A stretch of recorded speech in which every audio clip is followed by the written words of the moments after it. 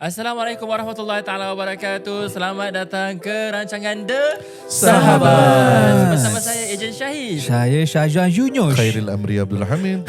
Kan nasib. Jadi macam bibi pula.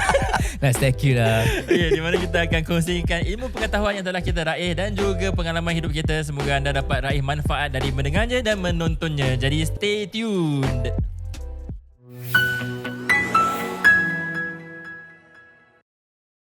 Okay, sahabat. Kita sahabat je. Okay, selamat kembali ke episod yang ke-10 bahagian kedua The Sahabat. Sahabat. Okay, di mana kita ada hashtag Podcastil Jannah. bahagian ni dah okay pula. Okay. Right, tadi dalam bahagian pertama susah sih kalau buat macam tu jadi baby. Jadi soalan bahagian pertama di mana Haikal ada tanya satu soalan ni di mana jodoh yang kita ada ni, macam mana kita nak tahu whether jodoh ni betul kita punya jodoh ke tak ke, adakah jodoh ni jodoh yang baik ke tidak ke. Panjang Betul, ke. jadi summary of the soalan di bahagian pertama. Jadi kita bawalah ke bahagian yang kedua. Jadi Ustaz, silakan apakah pandangan dan pendapatnya? Okay, jodoh macam kita dah bincangkan dalam episod yang lalu, Part 1 yang sebelum ni. Jodoh adalah ketentuan Allah Subhanahu Taala, kita tak tahu.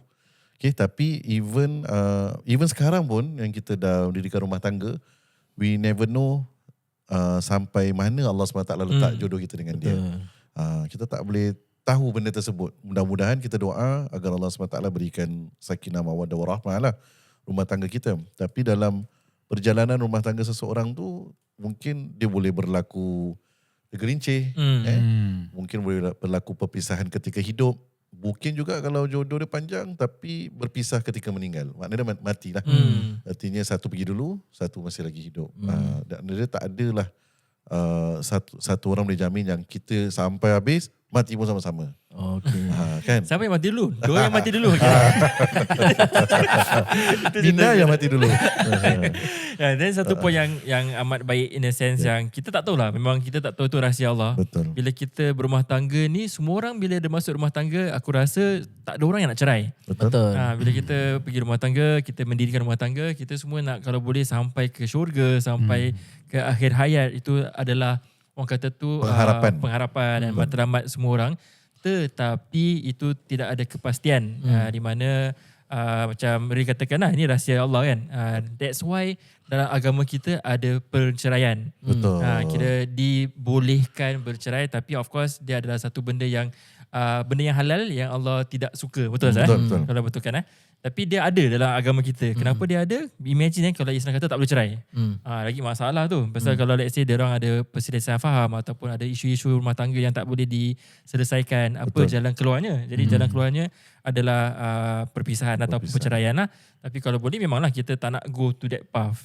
Di mana kita sekarang ni macam if you notice bila dunia social media ni banyak sangatlah kita dengar dengan kisah-kisah, especially di seberang tambak selebriti berpisah dengan selebriti ni yang dia orang kata tu yang sedihnya netizen lah. Netizen ni I mean kita bukan nak address apa-apa, cuma kita aku pendapat peribadi kita tak tahu apa jadi tau dalam rumah tangga diorang ni. Kita macam kita setakat macam mungkin peminat ataupun nampak dari luaran je. Luaran je. Habis dia ni dah hentam dia ni, hentam dia ni, dia ni ada assumption dia ni buat ni, dia ni buat ni dan seterusnya. So that's where aku rasa macam tak perlu nak orang kata tu kompor dosa.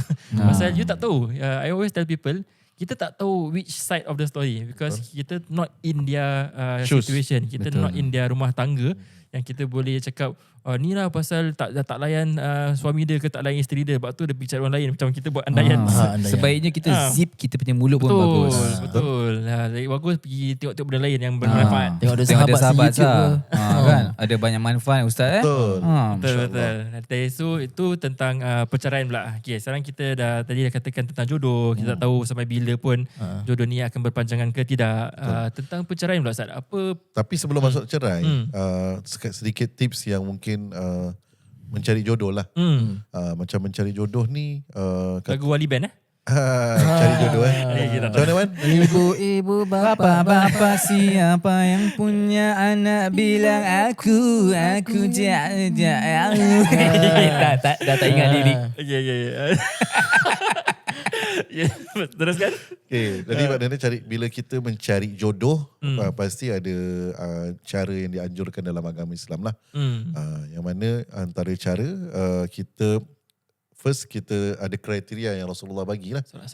Kan Nabi SAW bagi yang hadis yang masyhur mengenai tentang 4 kriteria.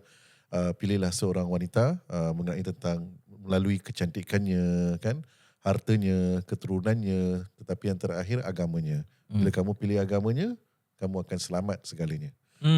So maknanya antara kriteria yang perlu kita tengok adalah agama sebenarnya. Itu yang paling first. Yang lain semua bonus. Sama juga vice versa. Bagi wanita untuk mencari pasangan lelaki, bukanlah pilih dari sudut kecantikan, kerjaya dan sebagainya kan. Tapi pilih agama. Kalau dia ada agama, dia tahu tanggungjawab, dia tahu nafkah, dia tahu untuk mencari pekerjaan. Dia tahu itu tanggungjawab dia lah. Automatik Automatik. Dan selalunya kecantikan tu bukanlah nampak daripada sudut luaran, wajah, tapi hati yang ketakwaan ada dan juga akhlak. Betul. Sebab kita tengok juga ada orang yang jambu gila, lawa gila, tapi kahwin dengan, mungkin kita tengok kenapa dia ni boleh dapat perempuan macam ini kan. Mungkin ada juga kan. Tapi because of mungkin dia berakhlak baik. Jadi ini yang reality. So pilih mengenai tentang agama. Kemudian bila kita dah tengok agama pula, kita mungkin nak tenangkan dia ke tidak ke dan sebagainya. Sebab itu di dalam alam untuk perkahwinan ada merisik dan kemudian ada pertunangan, khitbah. Jadi alam pertunangan tu macam kita kata, tunang ni bukan pasport. Tapi tunang itu adalah untuk kita mengetahui bagaimana mungkin cara hidup dia. Trial period kira. Yes. Tapi tak trial yang benda-benda yang lain lah. Dia tahu ni cara pemikiran dia dari sudut keluarga ni macam gini kan. Kerana macam gini. Jadi tak terperanjat, tak terkejut. Jadi tahu latar belakang sedemikian. Dan dalam trial ni adalah masa yang kita bukan saja mengenal, tapi kita juga masih lagi berusaha untuk minta petunjuk daripada Allah. That's why istikharah jangan putus. Time tunang tu salat istikharah, dia bukan sekali je. Dia kena banyak kali sampai hati kita jadi tenang. Tapi betul tak Ustaz? Saya banyak dengar dan daripada orang cakap dalam siapa yang sedang melalui zaman pertunangan tu, kira banyak kita ni nak membina masjid, syaitan tak suka pada orang yang membina masjid. So banyak ujian, banyak dugaan yang dia lalui. Betul. Ujian dia bukan kadang-kadang mungkin ujian orang ketiga, mungkin ujian tu, ujian ni, tapi termasuk ujian dia sendirilah. Kadang-kadang dia rasa macam ni, tunang aku kau akan jadi aku punya, kau akan menjadi milik aku. So aku boleh buat apa aku nak. Tapi padahal ia belum lagi dihalalkan. Betul. Jadi this is maknanya kita bila dekatkan hubungan kita dengan Allah, dengan ibadat, dengan istikharah tadi, insya-Allah nanti Allah akan pilih yang terbaik. Tapi pula bila kita dapat dia, jangan macam tadilah balik pada jodoh. Kita pun tak tahu. Mungkin Allah SWT nak kasih kita belajar dengan dia supaya nanti contohlah jodoh dia 8 tahun tak panjang. So lepas tu nanti mungkin ada jodoh lagi kat depan yang Allah tentukan yang sebenarnya itulah jodoh yang terbaik. This is benda yang we never know. Itu dah rahsia. So balik pada soalan tadi tentang penceraian. Betul. Kita dah berumah tangga, misal kata jodoh tak panjang dan kita mereka melalui perceraian. So apa you punya pendapat ataupun mungkin nasihat ataupun perkongsian lah tentang orang yang melalui fasa tu. From what I understand, kadang kita pernah dengar cerita, kita ada kawan yang mungkin tanya diorang go through counselling dulu sebelum they reach to the separation lah. Betul. Sebab ini yang menjadi satu benda yang penting bagi kita yang dah berumah tangga ataupun yang bakal mendirikan rumah tangga untuk pelajari, iaitu ilmu di dalam bab al-munakahat, dalam fikih munakahat. Maknanya dia bukan aja erti pernikahan, tapi tentang penceraian. Penceraian macam mana, bila berlaku penceraian apa yang akan berlaku. Dan untuk penceraian tersebut, dia bukan macam satu topik yang kalau aku tak suka aku cerai lah. Dia bukan satu topik yang macam gitu. Dia topik dia, penceraian tu dia ada fasa dia. Dia ada proses dia yang perlu kita buat bersama dengan pasangan. Maknanya kita melalui satu fasa yang komunikasi dulu, perbaiki dulu rumah tangga. Maknanya dia masing-masing keluarkan pandangan masing-masing. Dia menjadi payah bila masing-masing ego lah. Jadi payah masing-masing ego tak nak luahkan. So actually this is benda yang berlaku dan kemudian dah payah, ego sombong pula. Sombong dari sudut, jom lah kita minta pandangan asatizah. Kita minta pandangan orang yang lebih berilmu. Kita minta pandangan kaunselor.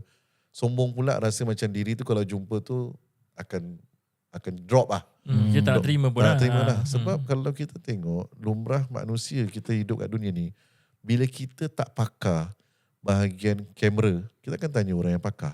Kita tak pakar bahagian jual beli rumah, kita akan tanya orang yang pakar jual beli rumah. Kita tak tahu nak masak, kita akan tanya orang yang tahu masak. Kalau kita tak pakar dalam bahagian pernikahan rumah tangga dari sudut agama, kita kena jumpa pakar marriage ahlinya. So ni yang orang tak nak. Orang rasa macam ni aku punya rumah tangga, aku boleh settle sendiri. Tapi padahal kalau dia jumpa pakar tu pun bukannya announce ke apa kan. Dia akan bantu untuk keluarkan supaya segalanya dapat ditabelkan. Dan sekarang kat mana sebenarnya dia punya masalah. Yang Sebab pakar mungkin- ni pun dia pun nak tolong, nak bantu, tak nak. Sebab mungkin antara suami dan isteri mereka tak boleh suraikan masalah dengan Betul. sendiri. Jadi perlunya orang ketiga. Orang ketiga yang dinamakan sebagai yang mendamaikan lah. Sebab nanti sekali bila kita tengok, bila dia dah keluar in the end, kita tengok sebenarnya you all punya problem yang banyak-banyak tadi ini je. Iaitu sebab awak balik rumah, suami expect awak cium tangan dia salam ke, suami expect awak sediakan makan ke. Itu je sebenarnya. Jadi maknanya awak okey tak buat gitu. Then cakap lah gitu. Then dari cerita lain pula. So this is benda yang perkara yang sebenarnya boleh settle dengan counselling, dengan perbincangan lah. So sekarang masalahnya diorang tak nak, yang ada tak nak go that process. So the Ayo next Ustaz. itulah. Dah tuang tu. Sila. Oh, ada dua sekarang. Adakah apa tu? Tadi counselling tu. Adakah pergi counselling itu is mandatory thing. Dia Tak cakap pun dah tak betul. Dekat mana maknanya Dekat Singapura lah. dalam rumah tangga lah. Dalam tu lah. Maknanya kalau mereka berkelahi, ada masalah, diorang refer dan kita cuba nasihatkan. Tapi kalau sekiranya kita tengok macam ni awak nak kena dapat pakar counselling lah, marriage punya ni untuk dengar masalah awak. Sebab itu kita tengok Allah Subhanahu Taala jadikan manusia ni dengan ciptaan yang indah. Kita ada dua telinga tapi satu mulut. Kan? Makna dia Allah nak kita ni sebenarnya lebih jadi banyak mendengar daripada bercakap. Tapi bila bergaduh selalunya dua-dua bercakap, attack masing-masing. Bila dia attack, dua-dua tak nak dengar. So bila tak ada siapa nak dengar, then macam mana benda nak selesai kan? Jadi sebenarnya mungkin apa yang disampaikan tu pun ialah kurang mungkin dengan emosi, dengan apa dan sebagainya. So actually counselling after that, lepas tu kalau dah tak selesai juga, memang tengok dah tak ada jalan keluar, then the next step istikharah. Lepas tu dah tengok Allah dah tentukan yang segala itulah jalannya, then baru pergi ke mahkamah syariah. Kemudian terangkan dengan mereka, saya mungkin dengan dia nak berpisah. Itulah sebenarnya jalan proses yang betul.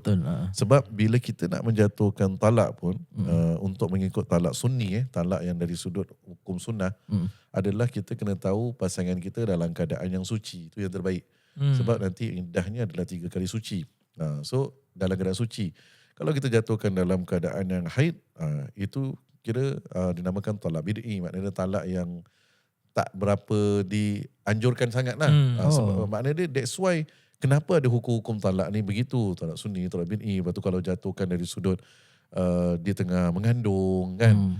So benda-benda ni semua ulama kata hukum dia adalah berdosa tapi talaknya sah. Dan kenapa ada benda-benda tu semua? Sebab untuk kita faham, belajar. Jadi bila kita belajar, orang yang bijak aja dia akan macam dah duduk, awak dalam keadaan sihat, dan kemudian kat sini kita dah bincang depan hakim, saya nak jatuhkan dengan cara yang tapi masalahnya bila kita tak ada ilmu, kaunseling pun tak nak, semayang pun tak nak, doa pun tak nak, terus pergi ni pun tak nak, terus kita ambil kuasa, kita jatuhkan. Dia jatuhkan dekat WhatsApp pula tu.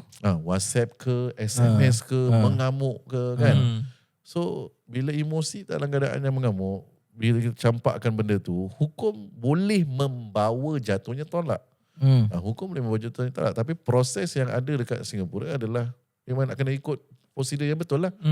Tapi in the end, diorang nanti rasa susah dan sebagainya. Tapi padahal proses tersebut sebab untuk menyiasat macam mana betul ke masa dia ketika dia lafaz, macam mana keadaannya macam mana. Jadi bila dah dengar sebenarnya lepas tu awak nak apa ni sekarang ni, awak yang ada mungkin dah lafaz, lepas tu terus tiba-tiba sebenarnya saya tadi tengah marah. Ya, macam Lepas tu menyesal saya nak menyesal dan rujuk macam mana. Jadi kita tak boleh judge, kita tak ada power untuk cakap sebenarnya dah jatuh tak lah. Tapi kalau dari sudut hukum fikih yang kita belajar, apa yang lafaz sarih, lafaz yang nyata, aku ceraikan kau, aku talakkan kau, ia boleh membawa jatuh tak lah. Jadi sebab itu tak boleh main-main benda tersebut. Nanti orang kata, saya nak tanya hukum jatuh ke tak jatuh. It's not easy untuk call kita untuk tanya jatuh ke tak jatuh. Sebab kita tak ada dalam, macam tadi Ejen Syed cakap, rumah tangga dia, kita tak ada kat dalam. Kita tak tahu macam mana time yang benda tersebut jatuh. Jadi sebab tu bila pergi ke authority yang betul, mereka luahkan, mereka muntahkan segalanya macam gini, pukul apa dan sebagainya. Orang yang berauthority yang mempunyai kuasa untuk menentukan perkara tersebut. Kenapa? Sebab bila dah buat formality, kalau apa-apa berlaku, nak bernikah lagi ke apa ke, semua ada dia punya documentation. So ini yang benda yang sometimes orang tak faham. Orang lebih kepada minta rujukan. Bila dah bergaduh, dah gaduh jadi. Terus sekarang ni macam mana Ustaz? Jatuh ke tidak sebagainya. Bila kita cakap ni awak kena pergi mahkamah, saya nak tahu jatuh ke tak. So benda tu tersebut is not easy as kita boleh jatuhkan hukum. Sebab bila kita jatuhkan hukum, jatuh talak, mana dia sekarang dia punya hubungan macam mana. Tapi kalau kita belajar dari sudut kaedah teori, apa yang lafaz jelas tersebut boleh membawa jatuhnya talak tersebut. Faham. So inilah benda-benda yang macam tadi Ejen Syed cakap kan, actually benda yang halal tapi abghad ilallah, maknanya benda yang Allah SWT tak suka, tapi benda yang halal adalah perpisahan. Sebenarnya ada perpisahan ni dan stigma masyarakat pula meletakkan perceraian ni satu benda yang gagal, satu benda yang macam fail bagi kehidupan. Tapi padahal sebenarnya dua-dua main peranan. Pasangan main peranan dengan melalui proses yang betul, insya-Allah. Dan kita pula stigma masyarakat, kita jangan melihat seseorang yang dah berpisah itu satu benda yang dia ni teruk dan sebagainya kan. Sebab kalau tak, Allah tak kasih jalan tu. Allah, Islam tu indah. Dia kasih setiap perjalanan, dia tak ada matikan kita dalam satu tempat. Mana dia, kalau dah itu bukan jalan dia, itu bukan jodohnya, maka perpisahan adalah jalan yang terbaik. Faham. Jadi itulah kita dapat, kalau kita macam faham agama kita, dia indah lah. Dia ada cara penyelesaian ataupun solution untuk apa-apa masalah yang kita hadapi. Cuma nak tanya, dalam kau punya perjalanan sebagai naib gadi, apakah orang kata tu antara sebab-sebab orang bercerai? Tak semestinya kita tak ada dia punya stats ke apa, cuma kau punya own pendapat. What are the reason people separate lah? Okay, the main reason antara yang top memang nak berpisah betul adalah disebabkan kerana kecurangan lah. Itu antara yang top. Tapi antara yang lain yang berlaku juga boleh nak dikatakan sama adalah disebabkan gagal berkomunikasi dengan baik untuk mengawal emosi. Faham tak? Sebab communication ni dia ada keunikan. Macam kalau saya berbual macam gini kan, saya macam communication dah kena keunikan tau. Terkejut sih. Contohlah. Terkejut. Kalau saya berbual macam gitu, orang yang mendengar pun rasa macam apa dia ni? Komunikasi tu satu benda ni macam gatal gitu kan. Macam gitu kan. Jadi kan, komunikasi ni satu benda yang unik. Jadi bila kita dalam rumah tangga, komunikasi kita, dan komunikasi ni dia bukan berbentuk kita berbual saja. Lebih tone intonasi and also communication adalah sign language, gerak-gerik. Awak balik rumah, muka awak masam, itu sign. Communicate tu maknanya kita tengok dia ni suami aku tengah penat ke, kan? Betul tak kita balik rumah masam ke, kan? Ataupun tiba-tiba kita balik, isteri kita tengah macam tak berbual dengan kita. So that is sign language sebenarnya. Maknanya satu benda communicate yang there is something wrong. Ataupun awak tengah Aikal dengan pasangan, jumpa Ejen Syed dengan isteri maknanya dia tiba-tiba dia dah gini kat awak ke, kan? Maknanya dia suruh jalan ke. So benda-benda ni this is all communication. So bila kita belajar communication yang betul dalam rumah tangga, then ada perbincangan, ada percakapan. Sebab kalau dalam rumah tangga tu balik rumah, satu masuk bilik, satu kat luar, diam, besok pergi kerja, betul? Keluar balik lagi diam. must be something wrong. Mana dia, kita punya sign ni makna dia, takkan ini rumah tangga. We never communicate. Tiba-tiba bila communicate, mengamuk. Bila communicate, jadi marah. Lepas tu bila jadi marah, lafaz cerai. So that's why antara perkara yang top juga adalah bila mereka gagal mempelajari komunikasi dengan baik dan mengawal marah ataupun anger management. So bila anger management tak dikawal, lafaz talak tu dengan mudah dia jatuhkan. Kita tengok macam cerita Piramli, cerita Bujang Lapuk kan. Bukan seniman Bujang Lapuk yang si Haji Sata ngendap tiba-tiba yang dia gaduh laki bini kan. Kita tengok anak kita ni kan banyak kan. Bila dia bergaduh, in the end dalam gaduh tersebut dia gitu je kan. Tak diakhiri dengan lafaz cerai. Faham tak? Gaduh-gaduh tapi cerai tak dikeluarkan. Mana dia lepas tu after that mungkin dah pujuk balik, dah okey balik. Tapi zaman sekarang because of everybody nak cepat. Mungkin zaman sekarang zaman yang semua orang nak cepat, nak pantas. So kalau macam dah gaduh kalau kita patutnya bila dah mengamuk, dah marah, kita kena ada time for cooling. Cool down. Betul. Tapi because orang nak cepat, aku dah tak boleh kawal lah benda ni, aku lafaz saja. So benda dah berlaku, dah naik panas, terus lafaz cerai. So bila lafaz cerai, sekarang ni macam mana, jatuh ke tak dan sebagainya. That's why kita lack of ilmu. Bila kita tak belajar ilmu mengenai tentang perkahwinan, pernikahan dan juga bagaimana kaedah penceraian, dia akan memberikan impact lah. Dan aku believe juga untuk kau punya side, bila dia berlaku penceraian ni dari sudut hukum. Dan sekarang bila berlaku reality dah, filing everything, rumah pun kecoh kan? Kecoh. So mungkin kau boleh kongsi juga rumah. Boleh, pasal kita orang dalam industri kita orang memang kita lalui lah banyak kes-kes cerai.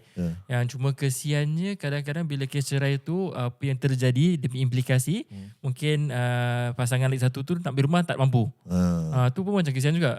Aku adalah lalui a few cases yang mana pasangan tu ada anak ramai. Ada anak macam mungkin 5-6 orang. Lepas tu cerai. Pasal dah cerai, custody pergi dekat maknya misal kata. Tapi mak dia kerja gaji kecil. Nak beli rumah susah, tak so mampu. macam mana, berapa persen siapa yang dapat? Depends. Kita ada benda panggil court order lah. Bila diorang pergi mahkamah, nanti diorang macam argue ke apa-apa, akan keluar court order lah. Court order tu akan cakap, kalau jual rumah ni 60-40 ke, 50-50 ke, 70-30 ke, kita nak kena ikut lah. Kena ikut court order punya orang kata tu decision. Selalu siapa yang berdasarkan kau punya pengalaman, macam lelaki lebih dapat sikit ke? Tak tentu, aku pernah nampak dulu. Lelaki pernah dapat banyak lebih. Aku pernah nampak juga. perempuan. Aku pernah nampak lelaki dapat lebih, tapi majority perempuan dapat lebih lah. Majority aku punya own experience. Tapi aku pernah nampak lelaki dapat lebih. Aku pernah nampak juga lelaki ni kasih rumah ni kepada isteri dia. Ex-wife lah. Pasal dia tahu ex-wife dia kena jaga anak. Ni yang aku nampak macam in the sense that it's good to have that understanding and that mentality lah. Kita kahwin dengan cara baik. Pada aku lah. Tapi of course it's easier said than done lah. Cuma kalau boleh kita nak lepaskan pun dengan cara baik. Pasal bila kita dah ada, especially bila ada anak. Ada anak ni, kita tanggungjawab kita sebagai ibu bapa takkan mati. Walaupun sebagai pasangan suami isteri tu dah tak ada, tapi sebagai ibu bapa still there. Still there. So macam kalau lah kita macam nak anyaya ex-wife ni, tapi dengan anak-anak sekali tengah anyaya. Pasal ni dah tak dapat beli rumah. Habis imagine nak beli rumah tak ada duit. Habis beli rumah 5 anak kena tinggal dalam 2 bilik. Macam kesian lah pada aku lah. So yalah, aku pernah nampak both sides. Sebagai satu ni baik, dia kata tak apa, ex-wife aku ni tak kerja, gaji pun tak besar, aku kasih je lah hak aku, nanti aku boleh cari sendiri, aku boleh usahakan. So yalah, that's where aku pernah nampak both sides of the story lah. So that's why ada cabaran macam kita bincangkan pasal bila berlakunya perpisahan ni, dia bukan easy as that kan.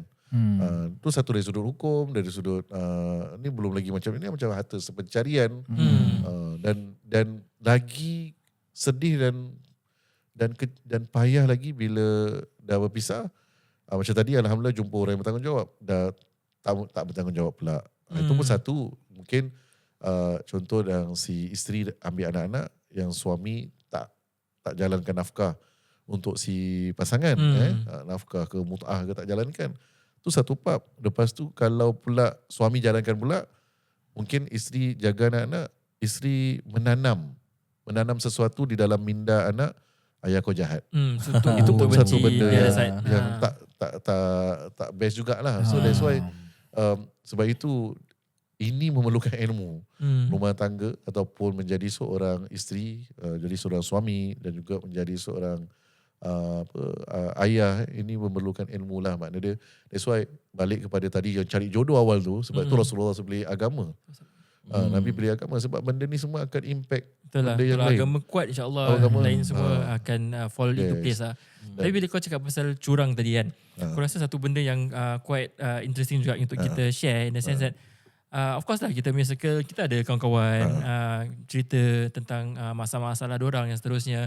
And then bila curang ni kan, selalunya yang aku ni pendapat peribadi, bila aku dengar cerita-cerita, dia banyak in a way yang dia sebelum datang ke curangan tu, diorang memang ada internal issue. Di mana macam kau cakap communication breakdown. Betul. Cuma bila diorang tak dapat nak interact bersama pasangan suami isteri ni, diorang macam simpan, tak nak communicate. Then alih-alih je ada satu orang datang. Habis orang ketiga ni datang, aku boleh berbual lah dengan dia ni. Time dia cantik pula. Betul. Selalunya macam gitulah. Tapi kena pilih agama, Ustaz. Kena pilih agama. Tu belum settle lagi. Belum sampai lagi. Apa?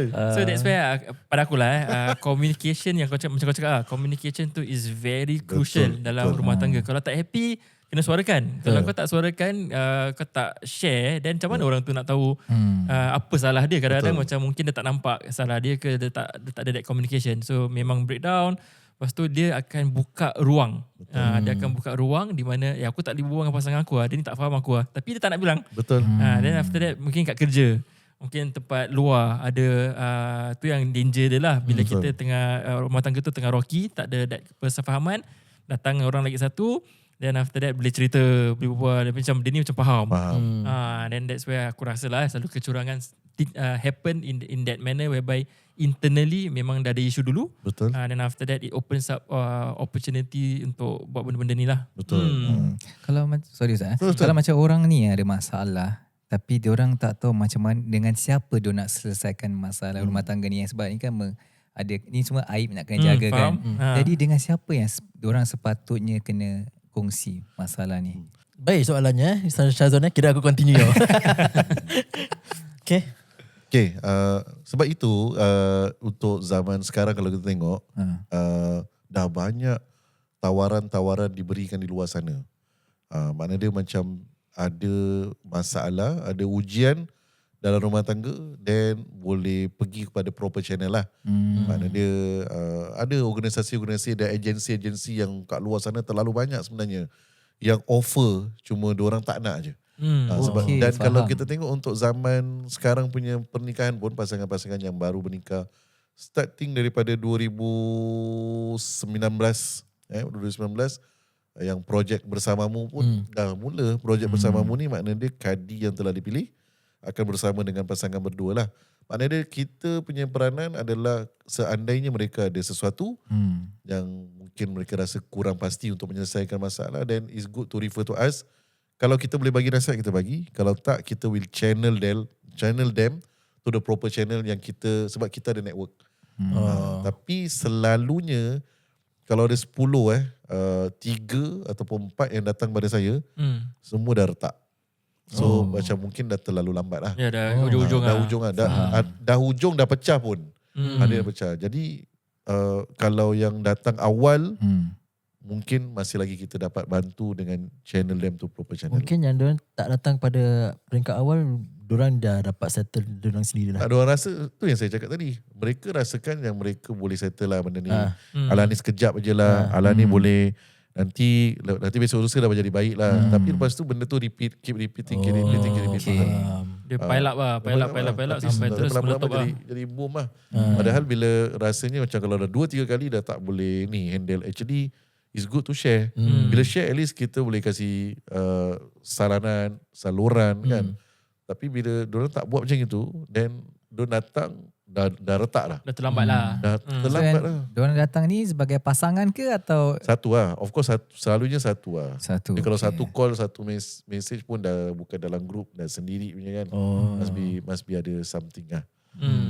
So yelah, that's why nasihat saya ada bagi pasangan yang kat luar sana, kalau ada manfaat yang projek bersamamu ni, ambil kesempatan dia lah.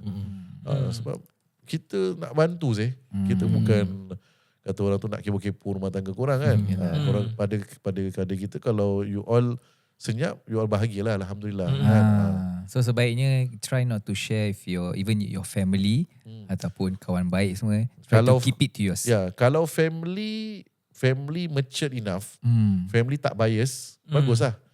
Tapi sometimes when we share to our family, tapi kita ingat bila kita share dengan family ada implikasi tau. Yes, betul. Bila you share dengan your mom or your dad, the impact is kalau dorang positif, tak adalah ini. Dorang kalau lah ibu ayah yang jenis macam balik open-minded itu open-minded macam tak lah. Sebenarnya kau pun ada kesilapnya. Okey. Tapi kalau macam dia cakap macam gitu, dia gini, nanti perception family pada pasangan pun dah jadi lain lah. Betul. Tu daripada rasanya pasangan tu nak kena faham lah. Faham. You all know lagi macam mana you all punya family. Correct. So you need to know macam parents you macam mana orang dia. Yes. Pasal kalau tak dia susah nanti nak pulihkan balik tau. Pasal aku pernah nampak macam diorang cerita sekali demi mertua dah tak suka dah. Alamak. Dah tak suka, dah tak berbual, dah leceh lah. Itu sudah Tapi leceh. yang pasangan ni dah okey Dah okey. Tapi dah keluarga pula tak okey. That's where macam nak kena orang kata tu nak kena tactful lah. Kena ada tapi at the end of the day aku rasa dia punya niat tu nak kena tanam yang you all nak cari solution pasal nak berbaik semula. Betul. Dia bukan macam masih nak gaduh, masih nak hentam. Habis macam mana nak pergi jumpa kaunselor pun kaunselor nak buat apa kan. Jadi kalau ada niat kita, kalau ada niat nak perbaiki, InsyaAllah Allah tolong lah. Allah bantu carikan jalan yang betul. Dan bila kita berbual ni pun bukan macam aku faham yang Wan kata kan ini bukan aib ke bukan so bila kita ada niat nak perbaiki then dia okey lah. Tapi kalau kita tak ada niat, dia ni nak setakat nak buka aib ni, nak buka aib ni, tapi ada dia tak ada solution pasal dia orang tak ada niat nak perbaiki. And bila kita pula diberikan peluang untuk jumpa asatizah ke jumpa kaunselor, kita kena tanamkan juga untuk buang ego tau. When kita tak buang ego, then kita tak never settle. Ada satu case masa tu dekat masjid saya lah, tapi which is orang telefon is area masjid saya. Lepas tu dia telefon, dia kata, Ustaz tolong Ustaz datang rumah saya. Ni rumah tangga yang dah dibina lebih kurang 25 tahun tau. Kita dah anak dah besar dan sebagainya kan. So saya datang. Saya ingat lagi saya balik kerja pukul 6 saya keluar masjid, 6.30 saya pergi rumah dia. Lepas tu yang suami baru balik kerja dan kemudian pasangan dia pun baru balik kerja juga tapi pakai tudung. Lepas tu rumah tingkap terbuka besar-besar. Dan saya pun cakap lah, tingkap ni memang biasa buka ke? Kata kita buka je saat panas. Saya kata dah dekat maghrib.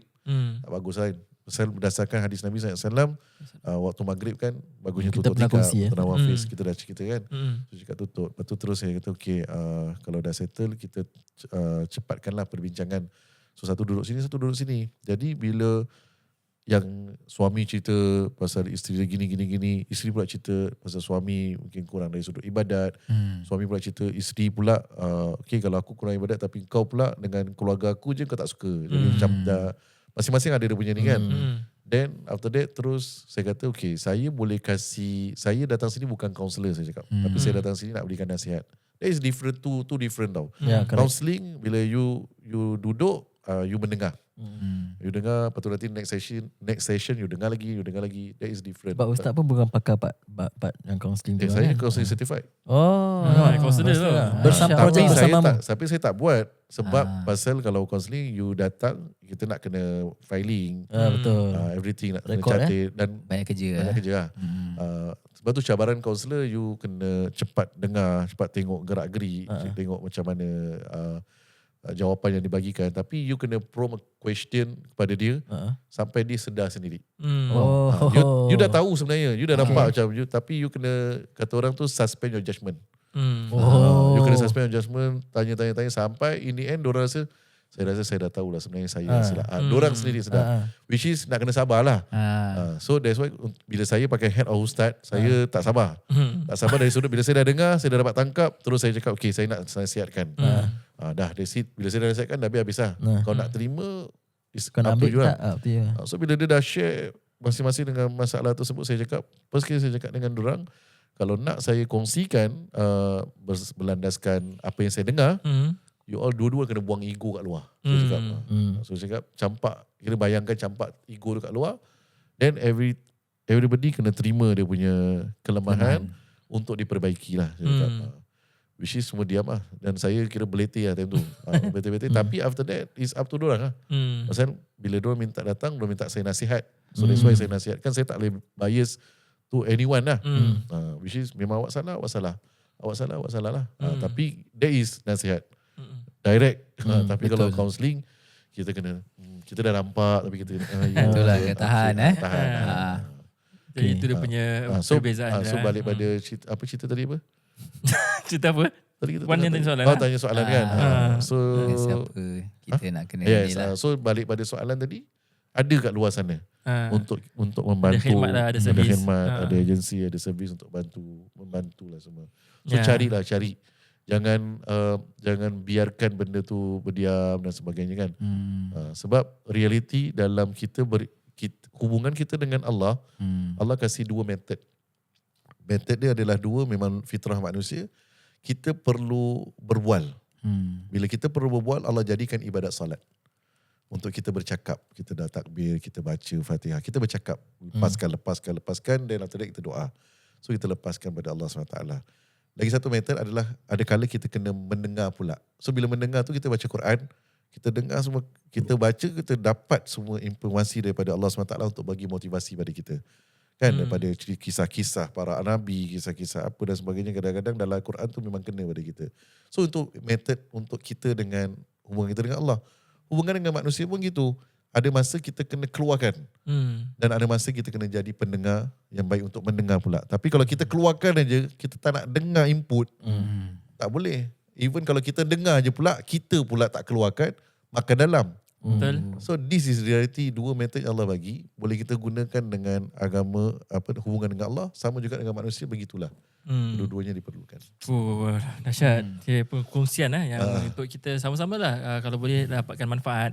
Jadi untuk anda yang di luar sana, mungkin kalau tengah lalui proses orang kata tu disagreement, carilah orang kata tu jalan penyelesaian. Dan carilah orang yang ahlinya lah. Itu yang dinasihatkan dalam agama kita lah. Kita tak faham, kita cari ahlinya. Kalau kita sakit, kita jumpa doktor. Kalau kita nak makan, kita pergi tempat kedai Syazwan. Nak ambil gambar, minta pergi kat Haikal. Nak kadi, Ustaz Airil ada. Nak jual rumah, jumpa ejen Syahid. Thanks lah. Jadi itu memang kita diajar lah untuk cari ahlinya. Jadi ahli-ahli ni diorang ada ilmu dia. Dia Nak ada pancing? Okay, tak. jadi bapak betul Haikal. Jadi dapatkan orang kata tu nasihat daripada ahlinya. Semoga kita dapat jalan penyelesaian insya-Allah. Okay, lagi satu kan dia punya antara punca yang aku baca tentang orang kata tu perceraian adalah orang kata tu finance. Financial kewangan. Aku belum habis terangkan tadi belum habis. Tadi kita buat pasal orang kata tu kecurangan.